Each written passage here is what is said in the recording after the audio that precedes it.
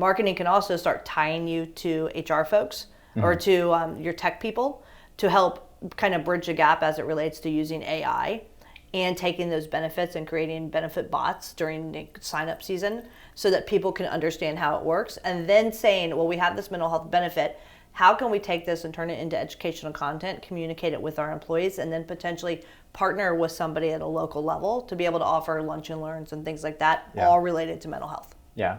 And then you can like double down on AI. So we kind of talked about it there with like the benefit piece. Then you've also got the education piece with the chatbots. And I think when, if you zoom out a little bit, so that's all sort of retention based. But if you're talking about attraction, then you can also create, the targeted recruitment campaigns and those things to help get more people in, make it personalized for them without adding like a ton of work to your plate. And again, that's just another example of how HR and marketing sort of, it's a DNA strand. Hey there, welcome to the Dr. Marketing Tips Show. I am Jennifer. And I'm Corey. And today we're going to talk about some of the key takeaways from a conference that I just attended where it was me, the one marketing person, with a specialty in healthcare, with about 3,000 HR folks. Yeah, so you went to the Transform 2024, right? That's what it was called? Yep. In Vegas. Yeah, so periodically I will go to a conference that's outside of what we do every day, just so I can get fresh ideas, fresh perspectives of what's going on in other industries. So I saw this HR conference pop up on my feed and I thought, that one looks really good. There was some top-level organizations from an HR standpoint of how they are dealing with people culture issues, employee engagement, attracting the right type of new employees, how do they keep employees, dealing with culture. And I thought, this one's great, sign me up. Yeah, and we've been talking for a long time about the growing sort of conglomeration of HR and marketing. So it makes sense to go to something like this because really to be successful in marketing today in a medical practice, you really need to sort of work hand in hand and walk side by side with HR. So yeah, it's funny because the week before, so it's conference season. And the week before, I was presenting at a healthcare leaders conference talking about kind of the convergence between HR and marketing. And so it was already on in the forefront for me. And then I was like, man, if this conference on HR had only been beforehand, how much more that the practice administrators would have gotten. But you're right, in the last 5 years or so, at least from our side, we are, every day our job is to attract and retain patients, to make the patient experience better, to make sure the digital front door is as shiny and clean and appealing as possible to any potential buyers, to make sure that people are finding our practices. But more and more, we've been sucked into these conversations about how do you use the same tactics from a marketing perspective to attract and retain employees. And so it's all come together, and this is the time. Yeah, I mean, I work very closely with a pretty large mental health organization. And at the beginning of this year, we were sort of setting up our roadmap for the year and laying out goals and what our plans were. And pretty early on, it was evident that we were going to have multiple tracks going, and technically within their organization, we have more than one client. We have the marketing side, but the recruiting and the HR side, they also have numbers that they need to hit, and they are relying on marketing to help them hit those numbers and then boost retention and make sure that we're finding and keeping the right people. So more and more it's coming together. How years ago I attended a orthopedic conference where I was at the, helping deliver a keynote with the CEO of a large ortho practice, talking about the culture building things that we were doing pre-COVID, marketing and HR working together on developing those programs. Yeah, that's right. That was pre-COVID, huh? Yeah, that was 2019. I feel like everything's either pre or post-COVID. Wow. I didn't realize that was so long ago. Yeah, it sure was. That's crazy. Okay, so you went to this conference. I'm sure there was a ton of really awesome sessions. What were some of your kind of key takeaways as you were coming back from this thing? Yeah, so a handful of things. Let's start with, the importance of coaching. And not just coaching and mentoring, which is super important to mentor and coach up young people coming in or folks that maybe haven't been in a management role and things of that nature. But the real idea that I took from that is these HR folks saying, not only do we need to be very intentional about the type of mentoring opportunities, but we need to be really paying attention to the kind of the way that people receive information. And so this is where kind of marketing comes in. So traditionally, from an HR perspective, they might have a path for somebody to come in and get mentored at an organization and say, all right, you're starting at the front desk, and if you want to be in charge of all of the office managers, this is the path that you're going to take. Well, the person that may be coming through that front door and working, at the front desk for the first time, they might be a young person who the way that they learn is through short form video. And so your traditional mentoring of face-to-face interaction, or taking somebody to lunch, or they reach a certain level and then they get thrown over here, it may not work for them. And so just like we would from a marketing perspective with little micro learning environments, the same thing applies to looking at it generationally and coaching them and meeting them where they are, which might be short form video, might be long white papers, might be one-on-one interactions, but really being intentional about doing that. Interesting. Yeah, and that kind of builds off the idea, again, like we've been talking about since apparently pre-COVID times, of creating video and then taking your employee handbook or your onboarding and turning that into video, so everyone sort of receives the same message in the same way. This sounds like the evolution of that, right? So it's exactly the case. Okay, interesting. I like that. So another thing that really resonated with me more so, and this isn't something new that we're just talking about at an HR conference, but it just was a different way it was said and explained. So really talking about the different approaches generationally. Now I'm Gen X. I'm very used to doing things on my own. I could be on my deathbed and I'm still going to get up and I'm going to get the job done. Like, that's just my nature. You're a millennial. Tell me if I'm right. But I'm an older millennial. You're an older millennial, but you're an old soul. Yeah. But you're a millennial, and you're going to be quick to adapt to technology. You are at the point where now you have a family, and you want that consistency, and you're willing to work hard, but you also want the true work-life balance, or the option of having work-life balance. Absolutely.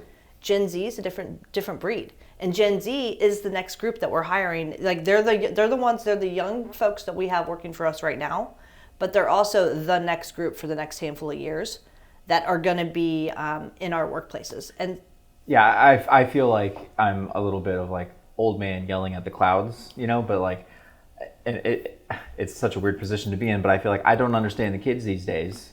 But that's exactly what you're talking about, is when you're trying to, from an HR side, attract this young talent in a competitive environment, which is what we're in right now, you have to create something that is dynamic and that appeals to them, which kind of goes to what we were just talking about a little bit with, like, maybe it's the short form video to show, hey, this is like a cool place to work and it's better than that stuffy old hospital over there. Well, not even that. What I never realized is that Gen Z specifically, so I never realized it before, but now I'm like, oh, that's what it means. They respond to kindness. They respond to receiving feedback a certain way. Sure. They have certain expectations, and they're almost 75% of Gen Z, when surveyed, say that work-life, or actually life-work balance, is more important than anything that you offer them in terms of benefit or career advancement or things like that. And so when you think that, they want clear direction. They want to know exactly what their job is. They want to know they can turn it off at 5 p.m. Yeah. And they are coming at this with the mindset that they're coming into a gig economy. They may make it 6 months, and that's okay. Yeah. And right. How do you adjust for that? Yeah, because that's a great point, because the loyalty factor doesn't really play into it. It's sort of like, what is going to be the best situation for me, and if it's not that, I'm going to go find one that's a better fit, right? Which is part of the reason why so many practices struggle with such high turnover rates at these positions that typically have Gen Z workers in them. So not only, to your point, not only do you need to show in your marketing materials that this is a fun and dynamic and interesting place to work, but now you also need to really, really go through those mentoring and coaching programs for your managers, who are the most important people you've got. That your managers understand that Gen Z needs kind feedback, needs to feel nurtured and safe and in a safe environment, and that they're also not going to be there very long. They need a leader, not a boss. That's exactly it. Good for them. And I feel like I could go both. I could have my foot in that leadership canoe, and I can have my foot in that boss canoe. But I will be a leader until I need to be a boss. Yeah, and sometimes they need a boss. Yeah, right. That's what I was going to say. Is again, that's the old man yelling at cloud at me, and I'm like, well, or you could just suck it up because sometimes you got to do what you got to do. But that's differences in generations. And our generations are very different. Yeah. Yeah, very much so. And I feel like we've talked about it till we're blue in the face, but I needed someone else from a different industry saying it to me, and I was like, amen. Yeah. Amen. So the next thing that we talked about that I thought was really good is just how important feedback is. And so a lot of these HR folks and really large organizations, we're talking about not just doing feedback once a year, providing a path for ongoing feedback, and also using feedback to drive employee engagement. Sure. So using feedback, positive feedback to let people know that, it's not just once a year that you get the pat on the back, but you get it throughout the year and recognizing one another. One example that somebody stood up and shared, which I really patted myself on the back for this one, is they were sharing how every year they do 360 reviews with all their employees. And that they had a CEO of a very large company decide that in order to bring down the barriers and really kind of level set everything and start building in on that trust, that he would share his 360 review with the entire team. I like that. I thought that was great. That's something that we've been doing for a handful of years. Is every year before we share the details of how our reviews are going to work, I have my review that comes in from everybody on the team, and I share where my faults are and the things that I'm going to work on. And they were talking about the level of trust building that goes into that and how good that was for their teams. And so it was just sharing examples like that. Yeah, and I mean, it makes sense because, right, everybody wants to feel valued and heard and know that they're appreciated. And again, going back to what we were just saying about leaders, not bosses, if you sort of lead by example and say that, full transparency, this is where I'm at and these are the things that I have to work on, I think that speaks volumes for an organization. And for us, we've done that for years. But again, working with all the practices that we work with, I know for a fact they do not do that, especially at the top. That never makes it down to your front desk people, sort of bottom of the totem pole, if you will. Yeah, and every session I went to, there was some level of discussion about artificial intelligence, everything, and a couple of ideas came back on the feedback side of things. Just using the example, feedback starts pre-job interview. And so you could take all of the frequently asked questions that you get in an HR process of hiring, put those into a chatbot, and start cultivating that relationship with potential hires ahead of time and give them the feedback. And, how many days a week am I expected to work? Well, according to our policy, this is what you're expected. Just going through and starting that process early on. Yeah, I like that idea. And I think what that would do too is that would kind of have a secondary effect of it'll help you find a really good candidate, because if they have gone through that process, they have asked the chatbot all the basic questions, that means when they get to you in the interview, if they're good, they're going to have really rich, unique questions that require a human. And if they're not worth the hire, they're going to ask how many days they need to be there. Yep, exactly. Right? So that's an extra layer there. That's interesting. So it helps sort of identify And they even took it as far as saying they're using AI for frequently asked questions, or almost using it as their policies and as their mentor. And so let's say somebody comes on board and they want to know what the policy is for something, or they want to know where can I find this file. Well, they've entered, in some cases, large organizations have entered all of this into a chatbot where a new hire can get immediate feedback based on everybody else's feedback that they've had over the years. So, just interesting way of looking at technology to provide feedback. Well, and I think there's an efficiency play there too, because a lot of times, in the smaller to mid-size healthcare practices that we work with, they'll have, for example, an intranet built on SharePoint, and they say, well, yeah, all that stuff is there. It's under the links tab or whatever.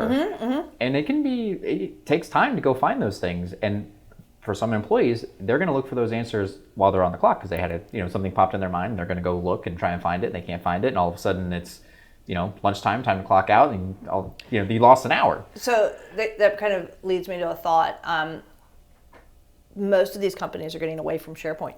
Mm-hmm. They are starting to use, whether it's different companies or build it internally, but they're starting to try to incorporate more video. Yeah. Because people are used to a social media feed, and so if they can incorporate short form video, comments, little plugins with quizzes and things like that, chatbots and whatnot, it creates a feedback loop versus being stuck into a SharePoint.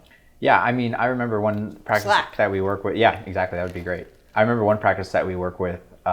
They tried to roll out like a CEO email. And the first one that they did was so long, I don't know if anyone read the thing. Mm-hmm. And then...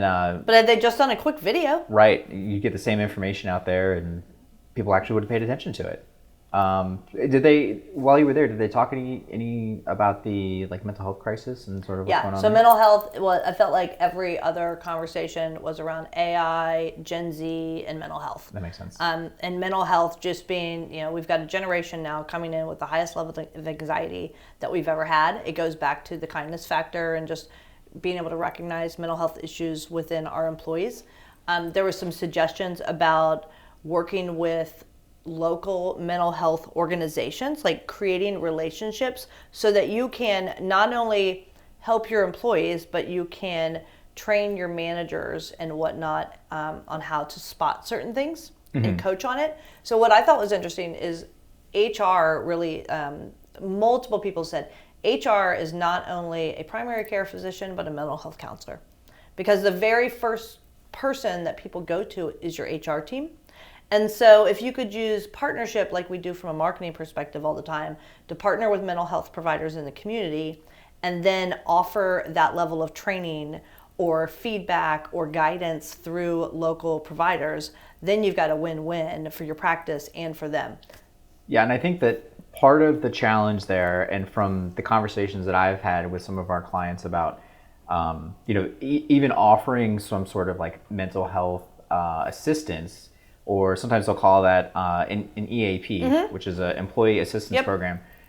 The problem, and it kind of falls back to marketing and sort of how we're intertwined now, is employees don't know that exists. That was a big conversation point because you have all these EAPs, right? You have all these benefits, and a lot of times employees don't even know what benefits you've got, even to the point that your HR people don't even realize what benefits you've got. I had a conversation with somebody earlier this week who is in HR, and I asked for a list of benefits, and she was like, I don't know what you're talking about. So that's exactly the case. And so what they were saying is, if you already have an EAP, right, and you already have a mental health component, marketing is great for extrapolating that and then using our communication skills to start sharing what those benefits are. Marketing can also start tying you to HR folks or to your tech people to help kind of bridge the gap as it relates to using AI and taking those benefits and creating benefit bots during the sign-up season so that people can understand how it works. And then saying, well, we have this mental health benefit. How can we take this and turn it into educational content, communicate it with our employees, and then potentially partner with somebody at a local level to be able to offer lunch and learns and things like that, all related to mental health. Yeah. And then you can double down on AI. So we kind of talked about it there with the benefit piece. Then you've also got the education piece with the chatbots. And I think when if you zoom out a little bit, so that's all sort of retention based. But if you're talking about attraction, then you can also create the targeted recruitment campaigns and those things to help get more people in, make it personalized for them without adding a ton of work to your plate. And again, that's just another example of how HR and marketing sort of it's a DNA strand at this point. Yeah, it absolutely is. It totally is. And I think, marketing is paying attention to a lot of the AI out there, from at least AI in terms of communication and making inefficiencies in terms of communication. So it just makes sense to bring it all together to, use it to communicate with employees. Yeah, that's a really great point, is that marketing does pay attention to how to effectively use these channels and what's changing and what's available. That's not HR's job. So typically what I find in the conversations that I have is they're familiar with sort of the nuts and the bolts of what has to happen and how you can say certain things, but not how to blast that message out. So that's, again, why it makes such a strong partnership between the two. No, absolutely. And then kind of the big last kind of takeaway is just talking about culture building in general. And, a lot of times HR is where culture building activities fall on.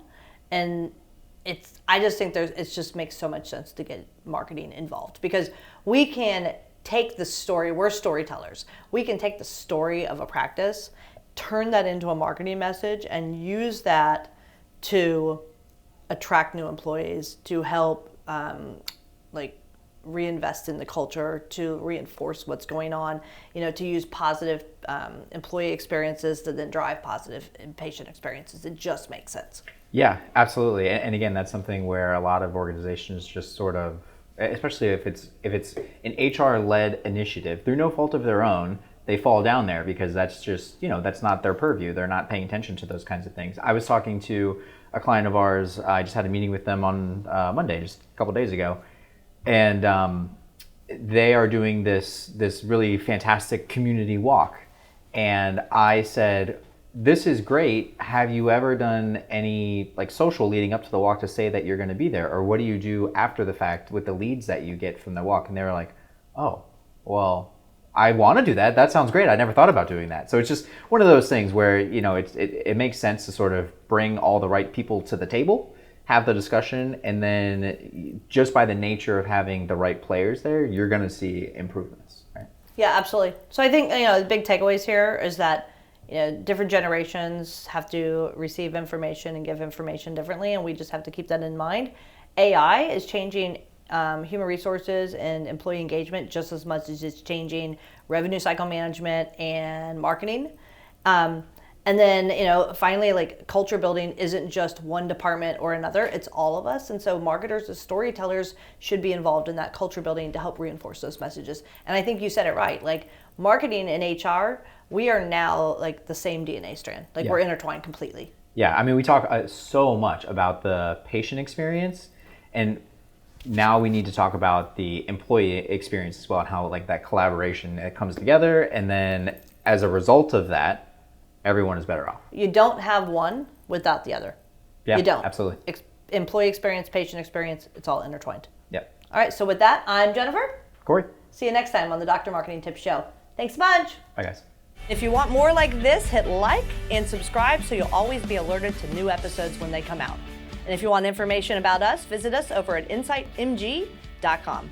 That's insightmg.com. We'll see you on the next episode.